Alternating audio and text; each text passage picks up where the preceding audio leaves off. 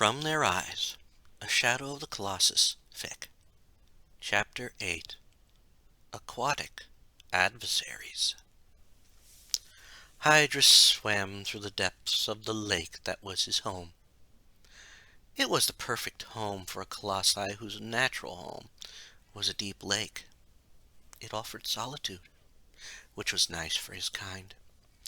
The colossi that most saw as sea serpents loved their solitude, which is why they also preferred deep bodies of water. Those, however, were in little quantity when they had been banished to this land. The only deep waters Hydrus initially had access to had been the tunnels to the ocean, or the vast body of water Pelagia called home. Hydrus had once tried to investigate the larger body of water that the other water colossi called home. That had been a disaster. Pelagia was not about to share the lake, and the two almost fought. The result had been that Hydrus had been forced to live in the smaller, shallower lake at the time. As Hydrus swam around the depths of his lake, he let his mind wander back to the times before, back when he was in his homeland. At that time, the lake his type of colossi lived in was very deep, with a single structure in the center. A vast castle, which had a bridge to a high cliff at one edge of the lake, and would take days to reach from any of the other shores. His kind of colossi were made guardians, since the castle had been the prison of the Shadow Queen. A countless age ago, in Hydrus's homeland, the colossi and the other beings of the land were plagued by shadow creatures, led by a shadow that held the form of a humanoid woman. Eventually, the Shadow Queen and her most powerful minions were contained in the castle, and the lesser shadows were exterminated. The Shadow Queen, who could not be destroyed, still resided there, even though her minions were dying off. During one of Hydrus's times surfacing around the castle, he had first seen Dorman. The powerful horned colossi had been studying the castle, almost infatuated with it. It was not unusual to see the occasional colossi staring at the cursed place, but he had seen Dorman come back many times. It had become an unhealthy infatuation. Hydrus, however, had been blind to what Dorman had actually been doing. He was the only one who had ever seen Dorman there, and he never realized that Dorman was up to something. The result had been Dorman breaking free many of the shadow beings. It was not as many as it could have been, but it was enough. The result had been a war between colossi and the near end of the Shadow Queen. Since Hydrus had not realized what was happening, nor told of the repeated visits by Dorman, he had been exiled with the others. It was a huge blow, since he had been forced to live in a small area. That, he felt, was an extra punishment for not saying anything about Dorman. Hydrus was brought out of his thoughts when he heard a voice in his mind. "Hydrus, you must be on your guard. Dorman has tricked a little person into helping him. They have already killed 6 of the others. They need to be stopped. If Dorman is restored, he will take vengeance on the little people and even the home world." It had been Malice, and Hydrus knew a warning when he heard one. He reacted to the news quickly, since right after he heard from Malice, he heard something enter the water high above him. As he swam up to investigate, he remembered the little people, and that some of his lake had used to be their homes. Dorman had flooded the area, punishing the little people for not paying tribute. Hydrus had been aghast at that, especially since their tragedy added to his domain. Out of respect to the dead, he remained in the part that was his original home. As he neared the surface, however, Hydrus saw the man swimming along. Actually, the little man was, as the little people called it, treading water. If this was the little man working for Dorman, there was only one reason the man was here. He swiftly moved through the water, preparing his devastating attack.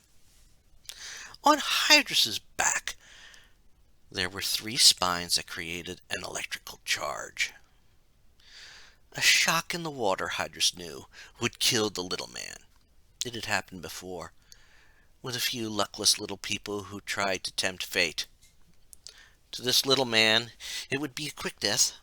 He had no doubt the man was already dying, especially as Dorman's spirit consumed the man. As he neared, he was surprised that the little man had moved away from the shock points. Not only that, the man had grabbed his tail. That should not be possible. A little person could not move like that. None had done that in the past. What made it worse was the little man was moving along his body, striking at the very points that allowed him to shock attackers. Each blow disabled one of the shock points. Hydrus knew what he had to do. He started diving deep. He knew the little people were not made for diving deep into the water. The deeper he would go, the water would either drown or crush the man. Of course, that was if the man didn't realize the danger they were in. Once Hydrus reached a certain depth, he was thankful that the man let go. Hydrus was certain what had happened at that point. The man had either drowned or was crushed to death. And since the body was dead, it would no longer hold on. The little man had to be dead, and Hydrus relaxed. Returning to the surface, he would have to dispose of the body after the essence of Dorman left it. That would be enough to restore the fallen colossi. Those thoughts were cut short, however, when Hydrus felt the man grab hold of him again. The little man wasn't dead. It could not be possible.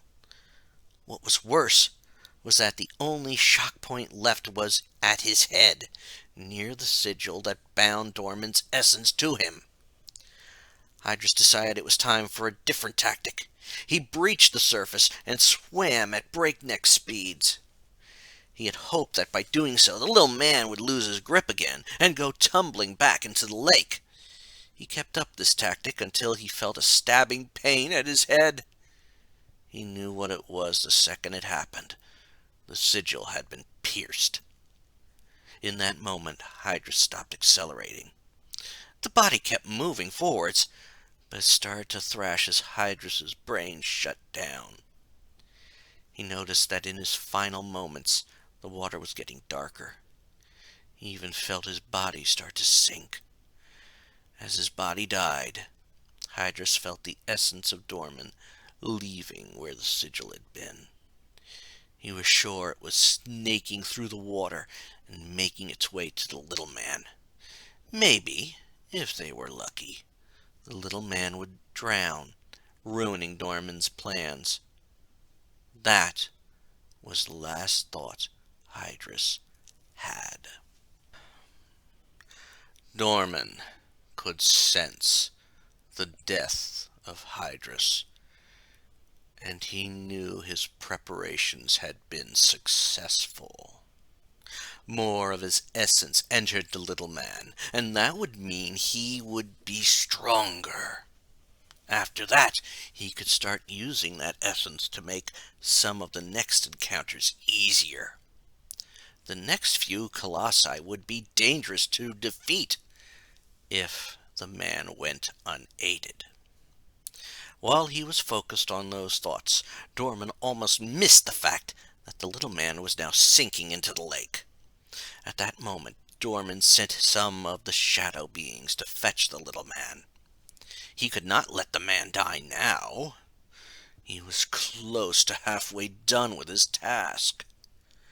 Besides, he needed the little man's body should this plan be foiled. He didn't think it would be, but there was always the possibility. He stopped musing on that when he noticed the man had been placed in the temple. Soon the figure would stir, and they would be off to their next battle. Dorman knew the next one was dangerous. He would have to take the time to prep the body again. The next colossi was to be Koromori, and his type of colossi were always very aggressive. No doubt it was why that one had been confined to a specific structure the little people had built. He would have to afford a little more energy into the man, so the man could withstand the toxins that kind of colossi used as a weapon.